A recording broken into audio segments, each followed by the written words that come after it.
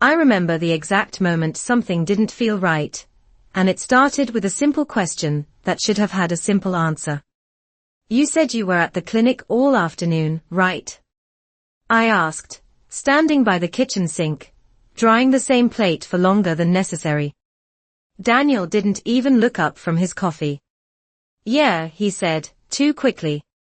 "All day." The thing is, I had driven past that clinic earlier. Lights off. Parking lot empty. Closed for renovations, according to the sign out front. I didn't say anything. I just nodded, set the plate down, and smiled the way wives do when they choose peace over truth. But something small had already shifted inside me. That evening, his phone buzzed while he was in the garage. Just once.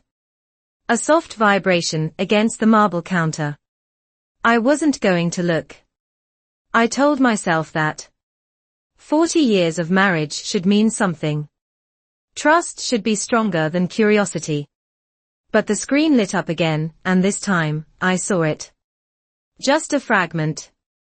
3 words. "Miss you already." Followed by a red heart. I didn't touch the phone. I didn't need to. The message disappeared as quickly as it came, like it knew it had overstayed its welcome. When Daniel walked back in, I was already seated at the table, hands folded, expression calm. "Everything okay?" he asked. I nodded again. Of course. And I meant it, in a way. Because in that moment, I wasn't hurt yet. I was awake. We had built a quiet life together in a 2-story home, just outside Columbus, Ohio. Mornings with black coffee. Evenings with the news playing softly in the background. Weekends at the farmer's market, buying more than we needed. It wasn't exciting, but it was ours. Or at least, I thought it was. Looking back, the signs had been there, tucked into the corners of our routines. He started taking his phone everywhere. Not just from room to room, but even into the bathroom, every single time. He began stepping outside to take calls, his voice low, careful. At night, he'd turn his screen face down on the nightstand, something he had never done before. I noticed.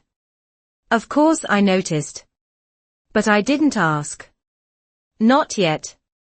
Because asking would mean hearing an answer I might not be ready for. Instead, I watched. I listened. I let the silence do its work. And in that silence, patterns began to form. He worked later, but came home without the tiredness that used to cling to him. He smiled at his phone in ways he hadn't smiled at me in years. And once, just once, I saw a name flash across his screen before he turned it away too fast. Emily. I didn't recognize it. But I remembered it. That night, I lay awake beside him, listening to the steady rhythm of his breathing, and I realized something with a clarity that surprised even me. Whatever story he was telling me, his phone was telling a different one. And I intended to listen. I did not confront him the next morning, or the morning after that, or even the week that followed, because once you start paying attention, you realize the truth does not arrive all at once. It builds itself slowly in the quiet spaces between ordinary moments, and I wanted to see how far it would go without my interference. So I moved through the house the same way I always had, making breakfast at 7, placing his coffee just the way he liked it, 2 sugars and a splash of cream, watching him from across the table as if nothing had changed, even though everything had, and Daniel, for his part, seemed almost lighter, like a man who had set something down somewhere else and no longer had to carry it home. He hummed sometimes, soft, distracted, and his eyes would drift to his phone even when it was not lighting up, as if he were waiting for it to speak to him again, and I noticed how often it did. Small vibrations against wood or fabric, never loud, never obvious, but frequent. Enough that it began to form a rhythm I could not ignore, and each time it happened, he would check it with a subtle urgency, his thumb moving quickly, his expression tightening just for a second before smoothing back into something neutral, something practiced, and I began to understand that whatever was happening, it was not new.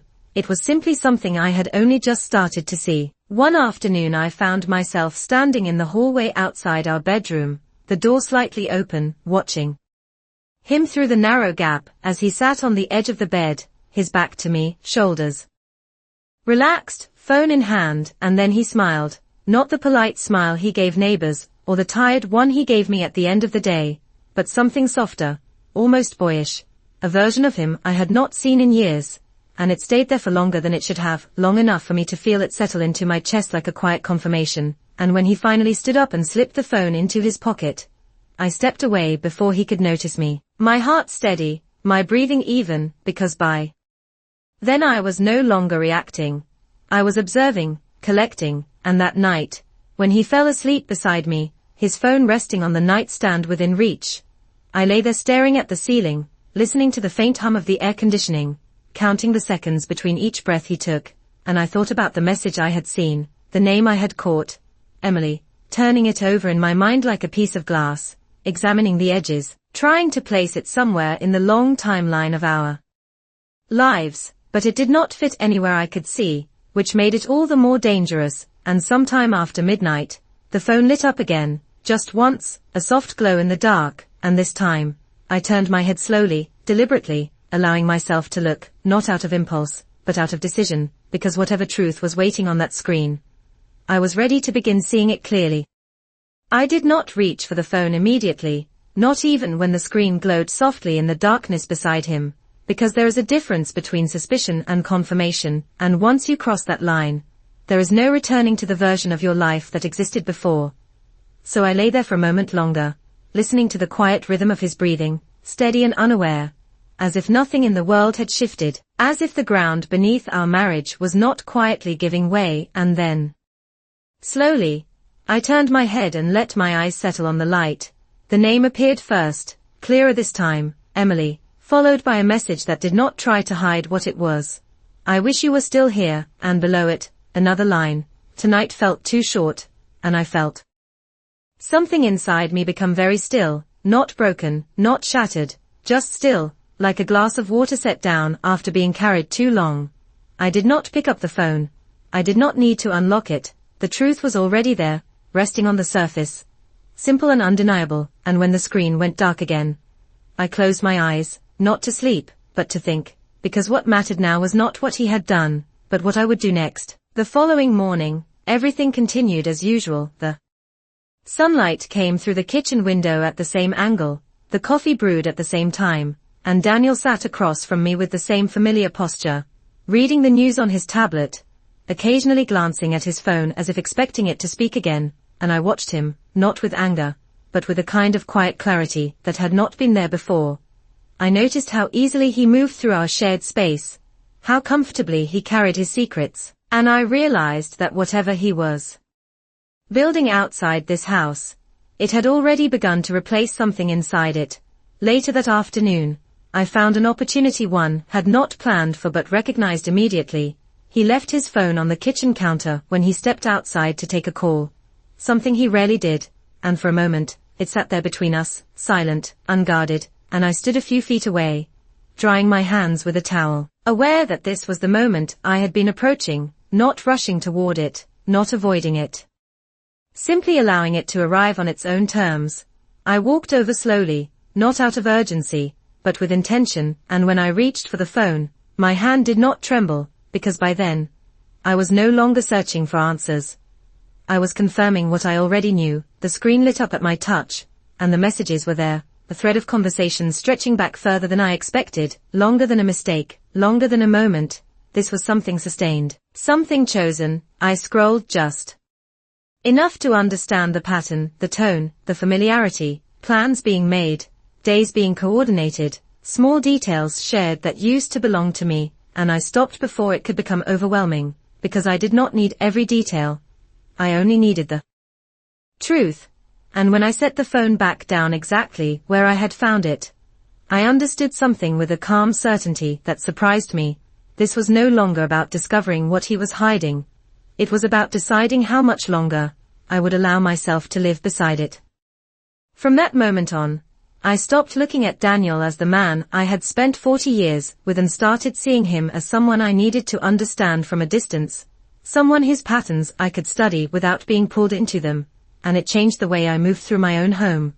I became quieter, more deliberate, not in a way that would draw attention, but in a way that allowed me to notice everything he thought he was hiding, the small pauses before he answered a question, the way his eyes flickered toward his phone even when it was not making a sound, the subtle shift in his posture when his screen lit up, as if a part of him leaned towards something beyond these walls, and I realized that whatever connection he had built, it was no longer separate from our life, it was woven into it, hidden in plain sight.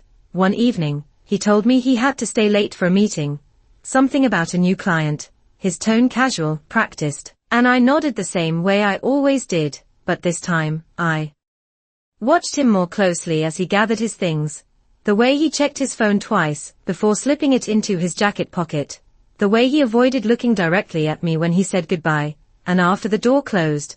I stood there for a long moment, listening to the silence he left behind. It felt different now, not empty, but revealing, like a space where something had been removed, and I turned back toward the kitchen, not to distract myself, but to think, because by then, I was no longer asking if he was lying. I was asking how far it had gone. Later that night, I sat in the living room with the lights dimmed, the television on but muted, watching the clock move slowly past 9, then 10, then 11, and when he finally came home, he carried the faint scent of something unfamiliar, not strong enough to name, but different enough to notice, and I saw it in the way he moved, a slight hesitation before stepping fully into the room, as if he needed a second to remember which version of himself belonged here. Long day, he said, setting his keys down, and I smiled gently. I am sure it was, I replied, my voice steady, my expression unchanged, because I understood something now that I had not understood before. Confrontation would only give him a chance to adjust, to hide better, to rewrite the story in ways I could not control, but silence. Silence allowed him to continue exactly as he was, and that was where the truth lived. In repetition, in habit, in the details he no longer thought to conceal. Over the next few days, I began to notice how often the name Emily appeared, not always directly. Sometimes just an initial, sometimes a number that showed up too frequently to be coincidence, and once, when he was in the shower, his phone buzzed twice in quick succession, lighting up the bathroom counter. I did not step inside, I did not need to. I could see enough from where I stood. The pattern was clear, the timing, the consistency, the quiet urgency behind each message, and I realized that this was no longer something hidden in shadows.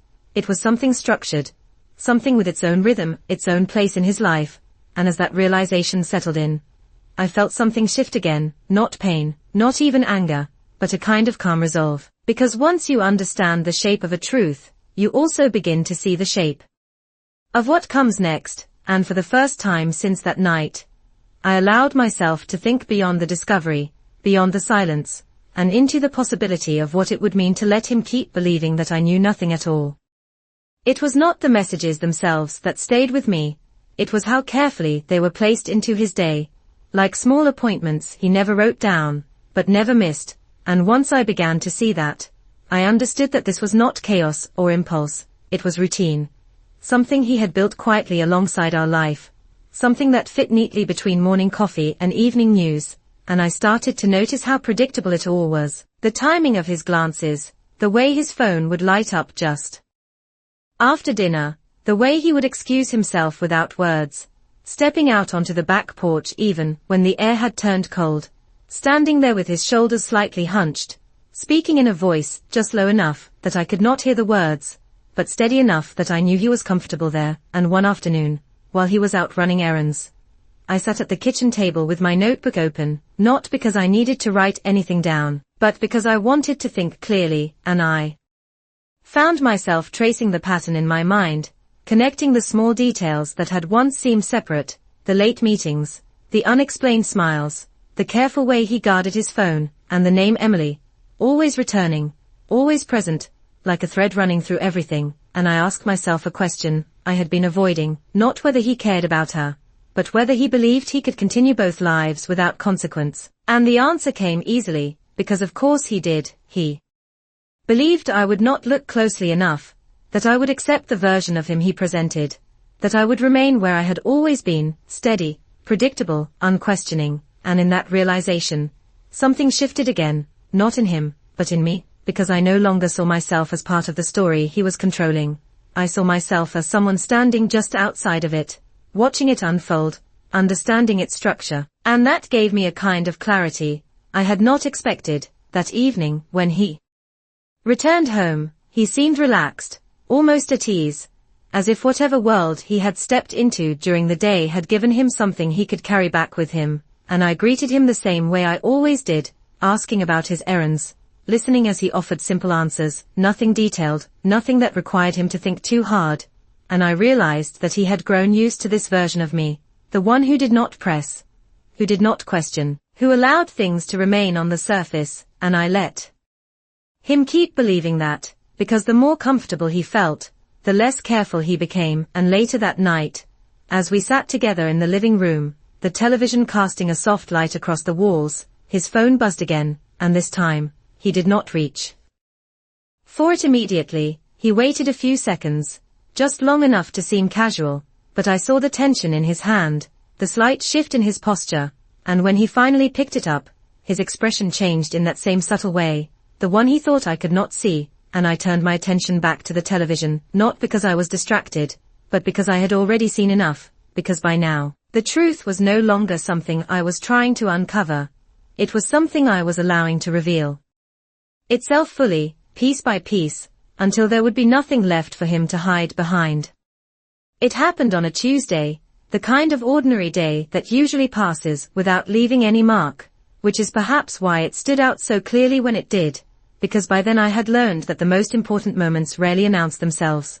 They arrive quietly, disguised as routine, and that morning began no differently than the others. Coffee at 7, the newspaper folded beside his plate, Daniel moving through the kitchen, with that same easy rhythm he had settled into over the past few weeks, but there was something else now, something beneath the surface, a kind of anticipation he did not bother to hide as carefully anymore, and I watched it unfold without interruption, because I had already decided that I would not interfere with the truth as it revealed itself.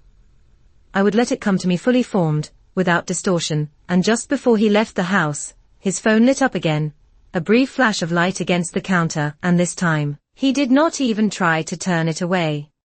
Immediately, he glanced at it, smiled faintly, and only then slipped it into his pocket, as if the gesture itself no longer needed to be concealed, and that was when I understood that whatever boundary he had once tried to maintain had already begun to fade. Later that afternoon, I found myself driving past a part of town I had no reason to be in, not intentionally, but not entirely by accident either, and as I waited at a red light, I saw him, not clearly at first, just a familiar shape through the window of a small cafe on the corner, but then the light shifted, and there he was, sitting across from someone, leaning forward slightly, his expression attentive in a way I had not seen directed at me in years, and I did not need to see her face to know who it was, the way his body angled toward her, the way his hand rested on the table, open, unguarded, it told me everything I needed to know. I did not stop. I did not park. I simply drove on when the light turned green, my hand steady on the wheel, my mind quiet in a way that might have seemed strange to anyone else, because by then, there was no shock left, only confirmation, and when I returned home, the house felt exactly as it always had, unchanged, undisturbed, as if nothing outside its walls had any power to alter what existed within them, and I moved through it slowly, taking in the details I had once taken for granted, the photographs on the mantel, the chairs we had chosen together, the small marks of a life built over decades, and I realized that what I was looking at was not just a home, it was a record, a history that could not be rewritten no matter what he was doing now, and that realization settled something inside me, not with sadness, but with clarity, because whatever came next would not erase what had been, it would simply reveal what he had chosen to become. And when Daniel walked through the door that evening, carrying himself with that same casual ease, offering the same simple greeting, I met him with the same calm presence I had maintained all along, Because the truth was no longer something I was chasing, it was something I had already seen with my own eyes, and from that moment on, everything he said, everything he did, would be measured against that quiet, undeniable image that no explanation could undo.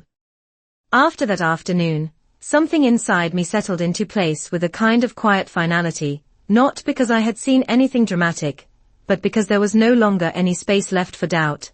And once doubt disappears, everything else becomes clearer, sharper, easier to navigate, and I found myself moving through the next few days with a calm I did not need to force. It simply existed, like a steady current beneath everything I did. Daniel continued as he always had, perhaps even more relaxed. Now, as if he believed whatever line he had crossed was still safely hidden, and I allowed that belief to remain untouched, because it served me better than any confrontation ever could. I watched him speak about his day with the same measured tone, offering small details that sounded complete, but felt carefully selected, and I noticed how easily those details fell apart when placed next to what I already knew.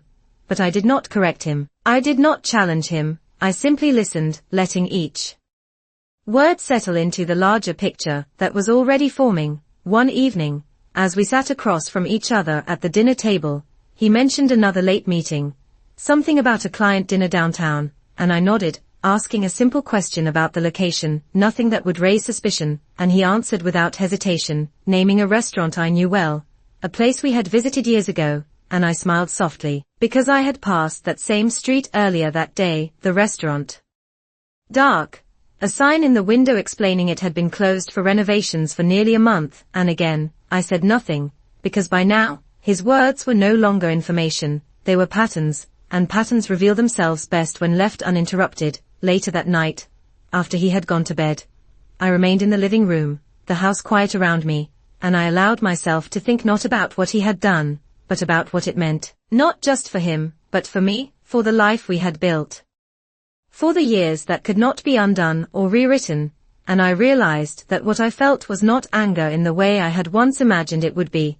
It was something more controlled, more precise, a kind of awareness that allowed me to see every piece of this situation exactly as it was, without distortion, without denial, and that awareness brought with it a decision, not a loud one, not something that needed to be spoken out loud, but something firm, something that would guide everything that came next, because I understood now that this was no longer about discovering the truth. That part was already complete. This was about timing, about choosing the moment when the truth would no longer belong to him alone. And as I sat there in the dim light, listening to the quiet hum of the house we had shared for so long, I realized that whatever I chose to do next, it would not come from emotion, it would come from clarity, and that, more than anything, was what would make it impossible for him to see it coming. Once I stopped thinking about whether I should act, the question became how, and more importantly, when, because timing, I realized, was the only thing left that still belonged entirely to me. Daniel had already made his choices, quietly, repeatedly, without hesitation, but he still believed he controlled the narrative of our life, that he could decide what was seen and what remained hidden. And I began to understand that the only way to truly shift that balance was not to confront him in private, where explanations could be reshaped and softened, but to allow the truth to exist in a space where it could not be denied or adjusted. And with that in mind, I started to pay closer attention to the details that would matter later, not just the messages or the patterns, but the structure of his days, the moments when he was most confident, the times when he believed himself to be completely unobserved. And I noticed that he had grown increasingly comfortable with a particular routine. Thursday evenings, always the same explanation, always the same calm delivery, a standing dinner with a client that never seemed to change, and I did not interrupt it. I encouraged it, in small, almost invisible ways, asking if he needed anything before he left, reminding him not to stay out too late, playing the role he expected so well that he no longer questioned it, and in doing so, I gave him exactly what he needed to continue without caution, which in turn gave me exactly what I needed. Consistency, predictability, a pattern that could be relied upon, and over the next 2 weeks, I let that pattern solidify. I watched how he prepared, how his tone shifted just slightly before he walked out the door, how his phone would light up at nearly the same time each Thursday, and I realized that whatever existed between him and Emily, it had settled into something structured enough that it no longer required improvisation, and that was when I knew it could be revealed just as clearly as it had been built. Not through accusation, but through timing, through placing the truth in front of him at a moment he did not expect, a moment when his usual explanations would no longer fit. And as that idea began to take shape, I found myself moving through the house with a renewed sense of purpose. Not outwardly, nothing changed in the way I spoke or acted, but internally, everything had shifted, because I was no longer reacting to what he was doing. I was preparing for what I would do, and that preparation did not come from anger or urgency, it came from patience, from understanding that the strongest position is the one built quietly, piece by piece, until it no longer depends on chance. And one evening, as we sat together in the living room, his phone resting beside him, lighting up briefly before he turned it face down, I looked at him for a moment longer than usual, not with suspicion, not with sadness, but with a kind of final recognition, because I could see now that he believed he had balanced everything perfectly, that he had created two separate lives that would never intersect, and I almost felt a sense of calm at that realization, because it meant that when they finally did, when those two worlds met in a way he could not control, it would not require me to raise my voice or explain anything at all. The truth would already be there, waiting, exactly where I intended it to be. By the time Thursday came again, I no longer felt the need to confirm anything. I already knew exactly how the evening would unfold, the same quiet preparation, the same measured tone, the same glance at his phone just before he reached for his keys. And I stood in the kitchen watching him move through it all with that familiar ease, as if routine itself could protect him. "Client dinner," he said, almost casually, not even waiting for a question, and I smiled, the same gentle expression I had given him every week. "Drive safe," I replied, my voice steady, my hands resting lightly against the counter, and when the door closed behind him, I did not wait. I picked up my purse, turned off the lights, and stepped into the evening air with a clarity that felt almost weightless, because this was no longer about discovery. It was about alignment, about placing myself exactly where the truth already existed. The drive downtown took less than 20 minutes, the streets familiar, the traffic light, and I parked a short distance away from the cafe I had seen before, not directly in front, not where I could be easily noticed, but close enough that I could see the windows clearly, and I sat there for a moment, my hands resting calmly in my lap, watching the reflections shift across the glass as people moved inside. And then I saw him, right on time, stepping through the door with that same relaxed posture, his movements unhurried, confident, as if this part of his life required no effort at all. And a few seconds later, she stood to greet him, and this time, I saw her clearly, Emily, not just a name on a screen, not just a pattern in a series of messages, but a person, someone who smiled at him in a way that felt familiar, someone who leaned in slightly as they spoke, their conversation already in motion. Before they even sat down, and I watched them for a few minutes, long enough to understand the rhythm between them, the ease, the comfort, the absence of hesitation, and there was no scene, no dramatic gesture. Just two people sharing a space that they believed belonged only to them, and that was enough, more than enough. I did not stay long. I did not need to, because the image was already clear, complete. And as I turned the engine back on and pulled away from the curb, I felt something settle inside me with a quiet certainty, not anger, not even sadness, but resolution, because now there were no missing pieces, no unanswered questions, only the next step. And when I returned home, the house greeted me with the same stillness it always had, unchanged, waiting, and I moved through it slowly, deliberately, as if I was seeing it from a distance for the first time, and I realized that everything I needed was already here, not just the history, not just the life we had built, but the space in which the truth could finally be placed where it could not be ignored. And that night, when Daniel came home and set his keys down on the same table, offering the same quiet greeting, I met him with the same calm presence, because he still believed the two parts of his life existed separately, untouched by each other, and I understood now that he would continue believing that, right up until the moment they no longer could. The plan did not begin with anything dramatic, it began with something simple, something that would not raise suspicion, because I understood by now that subtlety was what had allowed him to build his second life so easily, and it would be the same subtlety that would allow me to bring both parts of it together. So over the next few days, I began to prepare in ways that would seem ordinary to anyone else.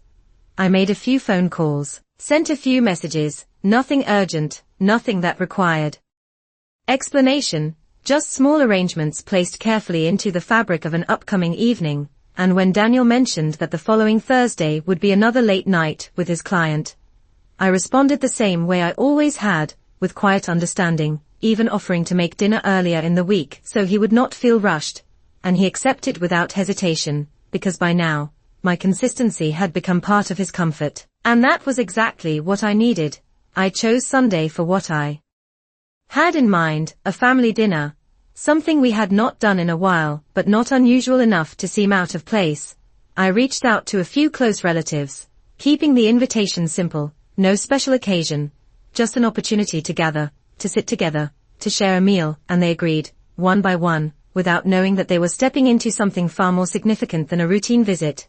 And when I told Daniel about it, he seemed almost pleased, a brief moment of warmth crossing his face.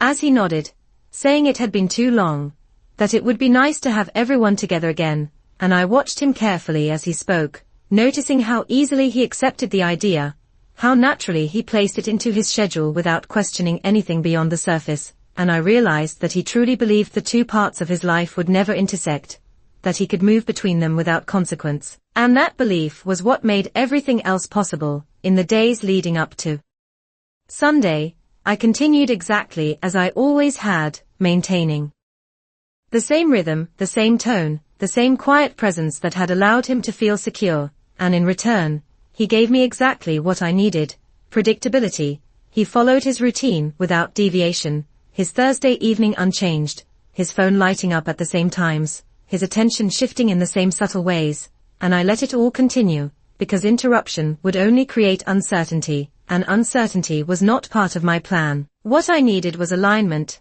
for everything to remain exactly as it was until the moment it no longer could. And on Sunday morning, I woke early, moving through the house with a calm sense of purpose, setting the table, preparing the food, placing everything just so, not out of habit, but with intention, because I knew that by the end of that evening, the space we had shared for so many years would no longer hold the same meaning. And as I stood in the kitchen, arranging the final details, I felt no hesitation, no doubt, only a steady clarity. Because this was not about creating a scene, it was about allowing the truth to exist where it could not be reshaped or denied. And when Daniel walked into the room, glancing around at the preparations with a faint smile, asking if I needed any help, I looked at him for a moment before answering, my voice as calm as it had always been. Everything is already taken care of, I said, and this time, more than ever, I meant it.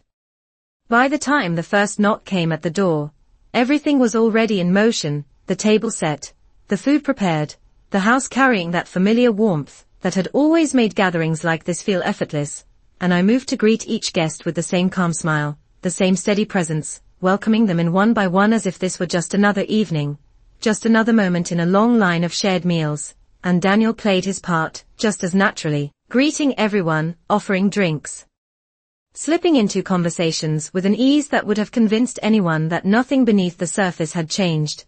And as the room slowly filled with quiet laughter and the soft hum of voices, I watched it all unfold with a clarity that felt almost detached, because I knew something they did not.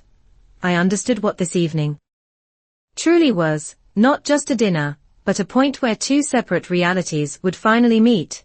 And when everyone had taken their seats, when the plates were filled and the conversation settled into that comfortable rhythm that comes from familiarity, I allowed a few moments to pass, just enough for the scene to feel complete, for the sense of normalcy to fully establish itself, and then, without raising my voice, without shifting the calm tone that had defined the entire evening, I reached for my phone, not with urgency, not with hesitation, but with intention, and I placed it gently on the table in front of me, the screen already prepared, the evidence not dramatic, not exaggerated, just simple, clear, undeniable. And for a brief moment, no one noticed, the conversation continuing around me, until Daniel's attention shifted, his eyes catching the glow of the screen, and I saw it then. The exact instant when recognition replaced comfort, when his expression changed, subtle at first, but unmistakable, and I did not need to say much. In fact, I did not need to say anything at all, because the silence that followed carried more weight than any words could have, and one by one, the others at the table began to notice as well, the shift in the air, the tension that had not been there before, and I allowed it to exist without interruption, without explanation, because this was not about creating a scene. It was about allowing the truth to stand on its own, in a space where it could not be redirected or minimized, and when Daniel finally spoke, his voice quieter than I had ever heard it, searching for something to hold on to, I met his gaze steadily, not with anger, not with accusation, but with the same calm clarity that had guided me through every step leading to this moment, because this was the point where everything he had kept separate could no longer remain that way, and as the room fell completely silent, as every unspoken question hung in the air, I understood that nothing more was required. The truth was already here, exactly where it needed to be. No one reached for their fork, no one spoke, and for a moment the entire room seemed to hold its breath, as if everyone understood that something irreversible had just entered the space, and I let that silence remain exactly as it was, because for so long, silence had been where the truth hid, and now it was where the truth would stay, fully visible, impossible to ignore, and Daniel sat there across from me, his posture no longer relaxed, his confidence replaced by something far more fragile, something uncertain, and I could see him searching, not just for words, but for a way to undo what had already been revealed. And that was when I finally spoke, not loudly, not with anger, but with a calm steadiness that felt stronger than anything I could have said in another tone. I told him that I had given him time, more than he probably realized, time to tell the truth on his own, time to choose honesty over convenience, but instead, he had chosen silence, and so I had simply brought that silence into the open, where it could no longer protect him, and as I spoke, I did not rush. I did not fill the space with unnecessary details. I let each word land exactly where it needed to. Because this was not about convincing anyone, it was about acknowledging what already existed, and I could feel the shift around the table, the way understanding moved through the room, not in sudden reactions, but in quiet realizations, and Daniel tried to respond, his voice uneven, offering explanations that sounded incomplete even as he spoke them, and I did not interrupt him, because this moment was not about stopping him, it was about allowing everyone, including him, to hear exactly what those explanations sounded like when placed beside the truth, and when he finally stopped, when there was nothing left for him to say that could change what had already been seen, I nodded once, not in agreement, but in acknowledgement, and I told him that this was where things would change, not because of anger, not because of a single moment, but because of a pattern that had already been set, and I explained, as calmly as I had done everything else, that I had already taken the steps necessary to move forward, that the decisions I needed to make had been made quietly, carefully, long before this evening, and that what he was seeing now was not the beginning of something, but the result of something that had been unfolding for far longer than he realized, and I watched as that understanding settled in, not all at once, but gradually, the way truth often does when it can no longer be avoided, and around us, the room remained still, not because people did not have thoughts or reactions, but because they understood that this was not a moment that required interruption, it was a moment that required recognition, and as I looked at Daniel one last time across the table, I felt no need to raise my voice, no need to prove anything further. Because everything that needed to be said had already been placed exactly where it belonged, in the open, where it could no longer be hidden, and for the first time in a long while, I felt something shift within myself, not relief, not satisfaction, but a quiet certainty, the kind that comes when the truth is no longer something you carry alone, but something that exists, clearly and undeniably, in the light.